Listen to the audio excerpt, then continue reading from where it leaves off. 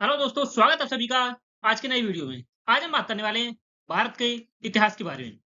भारत के इतिहास से संबंधित हम लोग इस वीडियो में मोस्ट इंपोर्टेंट 10 एमसीक्यूज डिस्कस करेंगे डिटेल्ड एक्सप्लेनेशन के साथ में, जो कि आपके exams UP lower, PCS, UP RO ARO, BPSC TRE 4.2, UP police, RRB NTPC, railway group D आदि सभी प्रतियोगी परीक्षाओं के लिए महत्वपूर्ण है। चैनल को सब्सक्राइब करें, बेल आइकन को प्रेस कर लें ताकि हमारे आने वाले सभी वीडियो की नोटिफिकेशन आप तक पहुंचती रहे। चलिए शुरू करते हैं। प्रश्न है, दिए गए कथन को पढ़कर सही विकल्प का चयन करें। कथन फर्स्ट है, 1905 में बंगाल के विभाजन के निर्णय की घोषणा के तुरंत बाद संजीवनी नामक समाचार पत्र ने इस घटना पर पुरजोर विरोध करते हुए सबसे पहले इसकी जानकारी सार्वजनिक की। कथन सेकंड है, भारत के प्रथम वायसराय लॉर्ड माउंटबेटन ने 1878 में वर्नाकुलर प्रेस एक्ट लागू किया था। सही विकल्प का चयन करें। बात करें कथन फर्स्ट की, 1905 में बंगाल विभाजन हुआ। बंगाल विभाजन की निर्णय की घोषणा के तुरंत बाद संजीवनी नामक समाचार पत्र ने इस घटना पर पुरजोर विरोध करते हुए सबसे पहले इसकी जानकारी सार्वजनिक की थी। यह कथन सत्य है। 1905 में बंगाल विभाजन हुआ था और इस संजीवनी नामक समाचार पत्र ने इसकी सबसे पहले जानकारी सार्वजनिक की थी। कथन सेकंड की बात करें, भारत के प्रथम वायसराय माउंटबेटन, यह भारत के प्रथम वायसराय नहीं थे। यह कथन गलत है। यह लॉर्ड माउंटबेटन यह स्वतंत्र भारत के स्वतंत्र भारत के प्रथम वायसराय थे, प्रथम गवर्नर जनरल। स्वतंत्र भारत के प्रथम गवर्नर जनरल लॉर्ड माउंटबेटन थे। वर्नाकुलर प्रेस एक्ट यह 1878 में पारित हुआ था, परंतु यह माउंटबेटन ने पारित नहीं किया था, लागू नहीं किया था।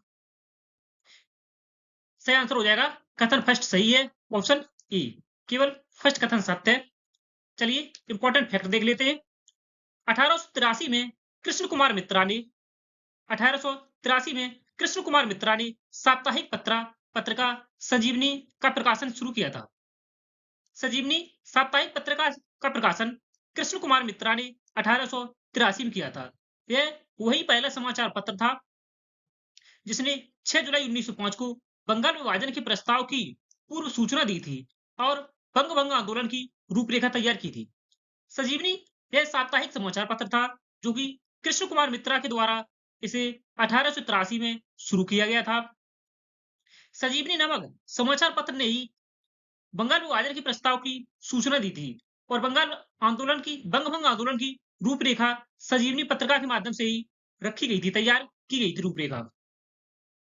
कथन सेकंड है, भारत के पहले वायसरॉय लॉर्ड कैनिंग थे। वर्नाकुलर प्रेस एक्ट 1878 में पारित हुआ था, लॉर्ड लेटन के द्वारा लागू किया गया था।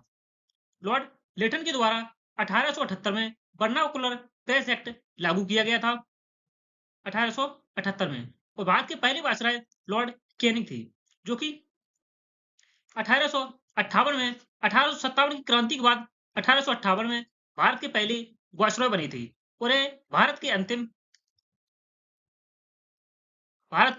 अंतिम गवर्नर जनरल भी थे। भारत के अंतिम गवर्नर जनरल और प्रथम वायसराय कैनिंग थे। सही आंसर है ऑप्शन ए, केवल फर्स्ट कथन सत्य है। नेक्स्ट है, दिए गए कथन को पढ़कर सही विकल्प का चयन करें। कथन फर्स्ट है, मौर्य प्रशासन में समहर्ता राजस्व संग्रह का सर्वोच्च अधिकारी होता था। कथन सेकंड है, मौर्य साम्राज्य में आर्थिक रूप से अपराधों की देखरेख करने और बाजार के मानकीकरण के लिए संस्थाध्यक्ष नामक अधिकारी नियुक्त किया जाता था। कथन फर्स्ट, मौर्य प्रशासन में समहर्ता राजस्व संग्रह का सर्वोच्च अधिकारी होता था। यह कथन सत्य है। मौर्य साम्राज्य में आर्थिक रूप से अपराधों की देखरेख करने और बाजार के मानकीकरण के लिए संस्थाध्यक्ष की नियुक्ति की जाती थी। संस्थाध्यक्ष नामक अधिकारी की नियुक्ति की जाती थी। यह दोनों कथन सत्य हैं, फर्स्ट और सेकंड। सही आंसर हो जाएगा ऑप्शन सी, कथन फर्स्ट और सेकंड दोनों। मौर्य प्रशासन में केंद्रीय व्यवस्था को बहुत सुदृढ़ बनाया गया था। समहर्ता नामक अधिकारी आय व्यय का ब्यौरा रखता था, आय और व्यय का ब्यौरा रखता था और राज्य के सभी स्रोतों से राजस्व एकत्र करने वाला सर्वोच्च अधिकारी होता था। सर्वोच्च अधिकारी कलेक्टर जनरल था। यह संभालता बाजार व्यवस्था, नापतोल और वाणिज्य को विनियमित करने तथा व्यापारियों की गलत प्रथाओं जैसे मिलावट, जमाखोरी आदि को रोकने के लिए संस्थाध्यक्ष का पद बनाया गया था।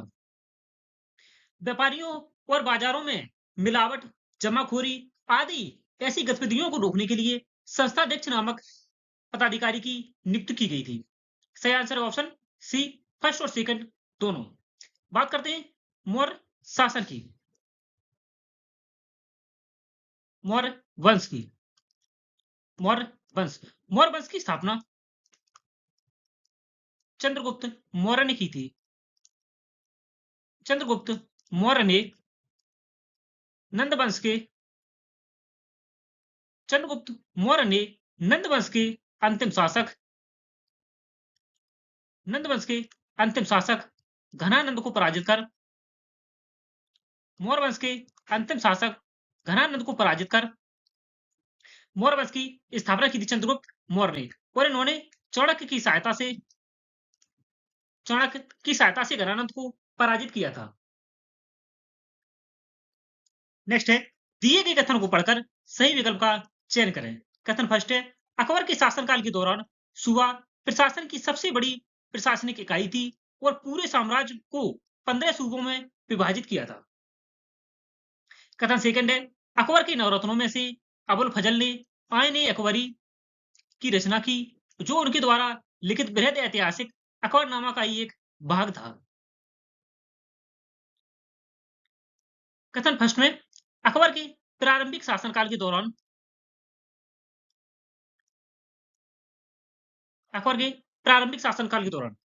कथन फर्स्ट, अकबर के प्रारंभिक शासनकाल के दौरान सूबा प्रशासन की सबसे बड़ी इकाई थी और पूरे साम्राज्य को 15 सूबों में विभाजित किया गया था।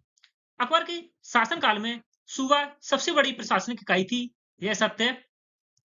परंतु अकबर के प्रारंभिक शासनकाल में 15 सूबों में शासन को विभाजित किया गया था, यह कथन गलत है। सूबा प्रशासन की सबसे बड़ी इकाई है, यह तो सत्य है, परंतु अकबर ने अपने साम्राज्य को 15 सूबों में नहीं बल्कि 12 सूबों में विभाजित किया था।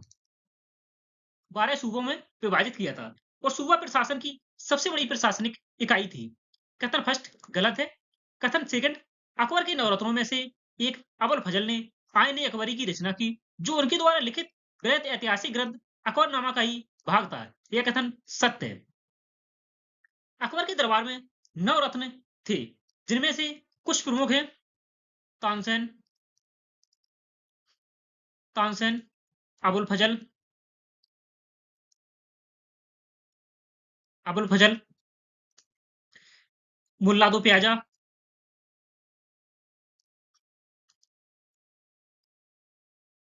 फैंजी टोडरस, राजा टोडरमल आदि। इसमें सही आंसर हो जाएगा आपका कथन सेकंड सही है, ऑप्शन बी। केवल सेकंड कथन सत्य है। व्याख्या देख लेते हैं। प्रारंभ में अकबर ने अपने साम्राज्य को 12 सूबों या प्रांतों में विभाजित किया था। सूबों या प्रांतों में अकबर अपने शासनकाल के अंतिम वर्षों में दक्कन विजय के बाद उसने इस संख्या को बढ़ाकर 15 कर दिया गया था। प्रारंभ में अकबर ने अपने शासनकाल में 12 सूबों में अपने शासन को विभाजित किया था, परंतु इसमें दिया रखा है प्रारंभ में 15 सूबों में विभाजित किया था, इसीलिए यह गलत है। कथन फर्स्ट गलत है। कथन सेकंड बिल्कुल सत्य है। अबुल फजल ने अकबरनामा की रचना की, जिसकी तीसरी पुस्तक आईन अकबरी है। इसमें अकबर के शासन के नियम, कानून, सांख्यिकी और प्रशासन का विस्तृत वर्णन किया गया है।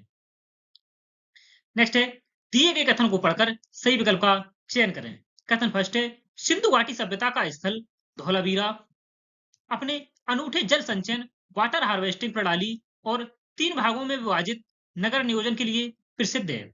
कथन सेकंड है, लोथल यह भोगवा नदी के तट पर स्थित एक प्रमुख बंदरगाह नगर था, जहां कृत्रिम गोदीबाड़ा डॉकयार्ड के साक्ष्य मिले हैं।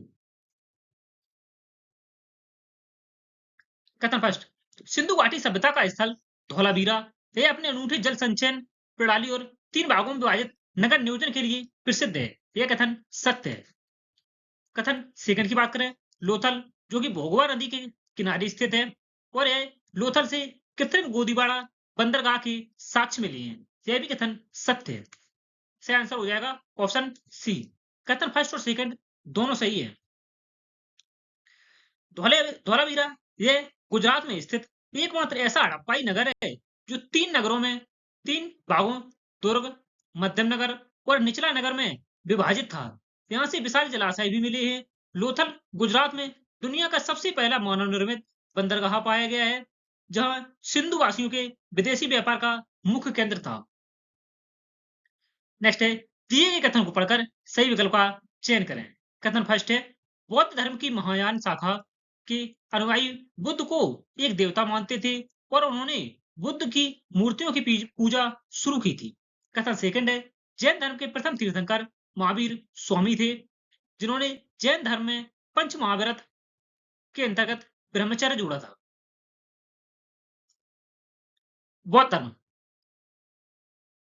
बात करते हैं बौद्ध धर्म की। बौद्ध धर्म, बौद्ध धर्म चतुर्थ बौद्ध संगीति के बाद चतुर्थ बौद्ध संगीति के बाद 2 संप्रदायों में विभाजित हो गया था। 2 संप्रदायों में विभाजित हो गया था, हीनयान हीनयान और महायान। हीनयान और महायान में महायान शाखा के अनुयायी बुद्ध को एक देवता मानते थे और उन्होंने बुद्ध की मूर्तियों की पूजा शुरू की थी। यह कथन सत्य है। महायान बुद्ध के महायान संप्रदाय के अनुयायियों ने बुद्ध को देवता मानते थे और बुद्ध की मूर्तियों की पूजा की शुरुआत की थी, जबकि हीनयान संप्रदाय के लोग यह मूर्ति पूजा के खिलाफ थे। महायान संप्रदाय के अनुयायी मूर्ति पूजा में विश्वास रखते थे, उन्हें देवता मानते थे और हीनयान संप्रदाय के लोग मूर्ति पूजा के खिलाफ थे। इसीलिए बौद्ध धर्म 2 धाराओं में विभाजित हो गया था, हीनयान और महायान। जैन धर्म की बात करें, जैन धर्म के प्रथम तीर्थंकर महावीर स्वामी थे, यह गलत है। जैन धर्म के अंतिम तीर्थंकर थे महावीर स्वामी 24वें। अंतिम 24वें थे महावीर स्वामी और इन्होंने जैन धर्म में पंच महाव्रत के अंतर्गत ब्रह्मचर्य जोड़ा था। यह सत्य है। जैन धर्म के 23वें गुरु थे पार्श्वनाथ। इन्होंने सत्य, अहिंसा, अस्तेय और अपरिग्रह, सत्य, अहिंसा, अस्तेय, अपरिग्रह 4 महाव्रत दिए थे। इसमें 5वां महाव्रत महावीर स्वामी ने जोड़ा था, ब्रह्मचर्य। 4 महाव्रत पार्श्वनाथ ने दिए थे, जो कि 23वें तीर्थंकर थे। सही आंसर हो जाएगा इसमें आप लोगों का। कथन फर्स्ट सही है, ऑप्शन ए, केवल कथन फर्स्ट सही है। महावीर स्वामी जैन धर्म के 24वें अंतिम तीर्थंकर थे, न कि प्रथम तीर्थंकर। बात करते हैं कनिष्क के काल में बौद्ध धर्म हीनयान और महायान 2 धाराओं में बट गया था, जहां महायान ने मूर्ति पूजा की शुरुआत की थी। कथन सेकंड गलत है, क्योंकि जैन धर्म के प्रथम तीर्थंकर ऋषभदेव या आदिनाथ थे। महावीर स्वामी 24वें और अंतिम तीर्थंकर थे, जिन्होंने पार्श्वनाथ के 4 व्रतों में 5वां महाव्रत जोड़ा था। 5वां महाव्रत ब्रह्मचर्य जोड़ा था। नेक्स्ट है, कथन फर्स्ट है, सुल्तान इल्तुतमिश ने 40 वफादार गुलाम सरदारों का एक संगठन बनाया था, जिसे तुर्कों ने चेहलगानी कहा जाता था। कथन सेकंड है, सुल्तान अलाउद्दीन खिलजी ने इस तुर्कों ने चेहलगानी व्यवस्था को पूरी तरह समाप्त कर दिया था। सुल्तान इल्तुतमिश इल्तुतमिश को गुलाम वंश का इल्तुतमिश को गुलाम वंश का वास्तविक संस्थापक कहा जाता है?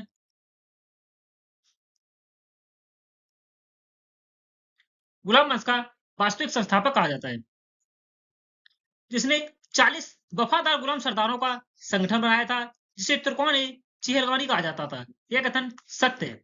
कथन सेकंड, सुल्तान अलाउद्दीन खिलजी ने तुर्कों ने चेहलगानी व्यवस्था को पूरी तरह समाप्त कर दिया था। यह कथन असत्य है।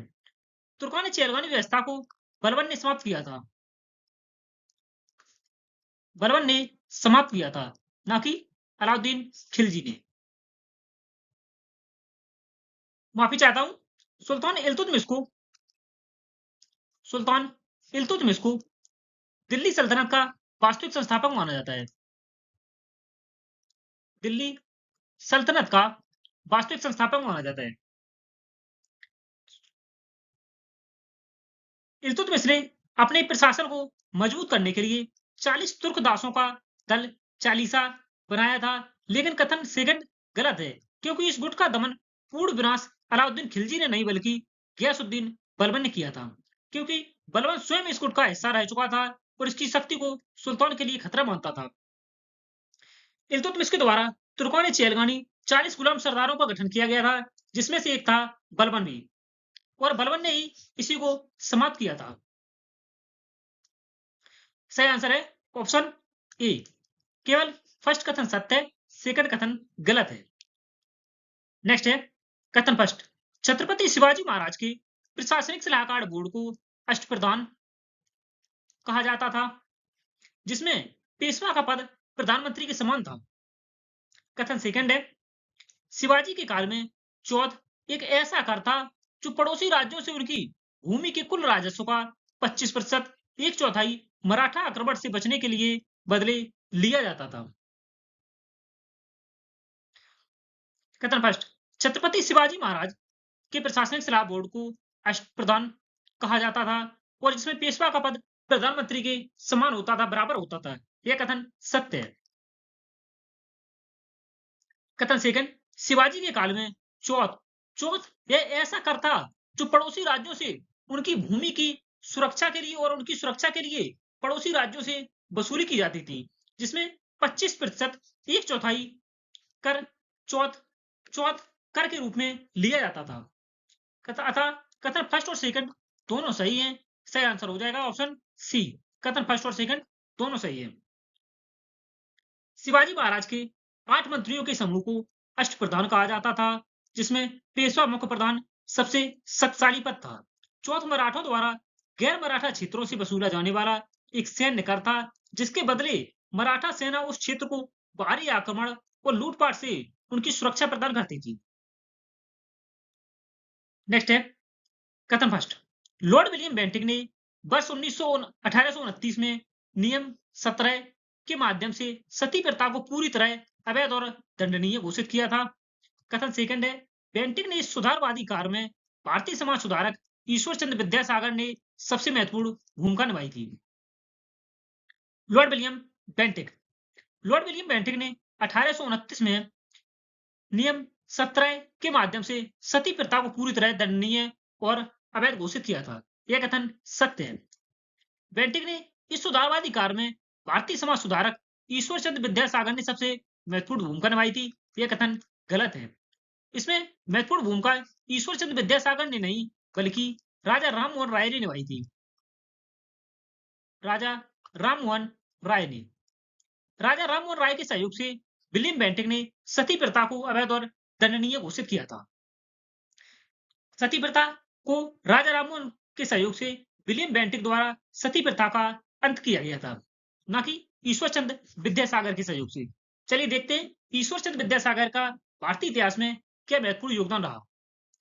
कथन फर्स्ट, लॉर्ड विलियम बेंटिक ने सती प्रथा का उन्मूलन किया था, लेकिन कथन सेकंड गलत है, क्योंकि सती प्रथा के विरोध में बेंटिक का साथ राजा राममोहन राय ने दिया था। ईश्वर चंद्र विद्यासागर का मुख्य योगदान वर्ष 1856 में हिंदू विधवा पुनर्विवाह अधिनियम विडो रीमैरिज एक्ट को पारित करवाने में महत्वपूर्ण योगदान था ईश्वर चंद्र विद्यासागर का। सही आंसर हो जाएगा कथन फर्स्ट सही है, ऑप्शन ए। नेक्स्ट है कथन फर्स्ट, 1907 के सूरत अधिवेशन में भारतीय राष्ट्रीय कांग्रेस का विभाजन गरम दल और नरम दल में हो गया था, जिसकी अध्यक्षता रास बिहारी बोस ने की थी। कथन सेकंड, कांग्रेस के इन दोनों धड़ों का पुनर्मिलन 1916 के लखनऊ अधिवेशन लखनऊ पैक्ट में हुआ, जिसकी अध्यक्षता अंबिका चरण मजूमदार ने की थी। बात करते हैं 1907 के सूरत अधिवेशन की। 1907 के सूरत अधिवेशन की अध्यक्षता रास बिहारी बोस ने की थी और इसी में कांग्रेस का विभाजन गरम दल और नरम दल में हो गया था। यह कथन सत्य है। कथन सेकंड, कांग्रेस इन दोनों नरम दल और गरम दल दोनों दलों का पुनर्मिलन 1916 के लखनऊ अधिवेशन में हुआ, जिसकी अध्यक्षता अंबिका चरण मजूमदार ने की थी। यह भी कथन सत्य है। सही आंसर है ऑप्शन सी। फर्स्ट और सेकंड दोनों कथन सत्य हैं। 1907 के सूरत विभाजन के बाद कांग्रेस कमजोर हो गई। बाद में बाल गंगाधर तिलक और एनी बेसेंट के प्रयासों से 1916 के लखनऊ समझौते लखनऊ पैक्ट में दोनों दल फिर से एक हो गए। इसी अधिवेशन में कांग्रेस और मुस्लिम लीग के बीच भी समझौता हुआ था। बात करें इंपॉर्टेंट फैक्ट की।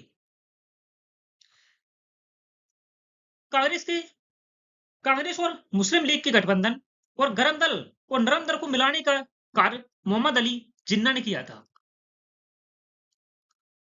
मोहम्मद अली जिन्ना को इसीलिए ambassador of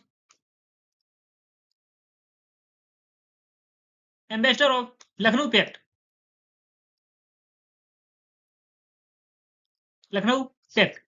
ambassador of Lucknow pact Mohammad Ali Jinnah को कहा जाता है। नेक्स्ट है 1855-56 में बिहार और बंगाल के क्षेत्र में हुए संथाल विद्रोह का नेतृत्व सिद्धू और कानू नामक दो भाइयों ने किया था। कथन सेकंड है, ब्रिटिश सरकार ने इस विद्रोह को दबाने के लिए एक विशेष प्रशासनिक क्षेत्र बनाया, जिसे संथाल परगना नाम दिया गया था। यह संथाल विद्रोह यह बहुत ही महत्वपूर्ण क्वेश्चन है, जो कई बार एग्जाम्स में पूछा गया है और आगे भी पूछने की इसकी संभावना है। संथाल विद्रोह यह 1855-56 में बिहार और बंगाल के क्षेत्र में हुआ था, जिसका नेतृत्व सिद्धू और कानू नामक दो भाइयों ने किया था। ब्रिटिश सरकार ने संथाल विद्रोह को दबाने के लिए एक प्रशासनिक क्षेत्र बनाया था, जिसे संथाल परगना नाम दिया गया था। यह कथन सेकंड भी सही है और कथन फर्स्ट भी सही है। सही आंसर है ऑप्शन सी। फर्स्ट और सेकंड दोनों कथन सत्य हैं। संथाल विद्रोह अंग्रेजों और जमींदारों के शोषण के खिलाफ एक बहुत बड़ा आदिवासी आंदोलन था, जिसके नेता सिद्धू और कान्हू साथ में चांद और भैरव थे, जिसमें से मुख्य थे सिद्धू और कान्हू। विद्रोह के बाद सरकार को उनकी मांगों के आगे झुकना पड़ा और संथालों के अधिकारों की रक्षा के लिए संथाल परगना जिले का गठन किया गया, ताकि बाहरी लोग उनकी जमीन आसानी से न हड़प सकें।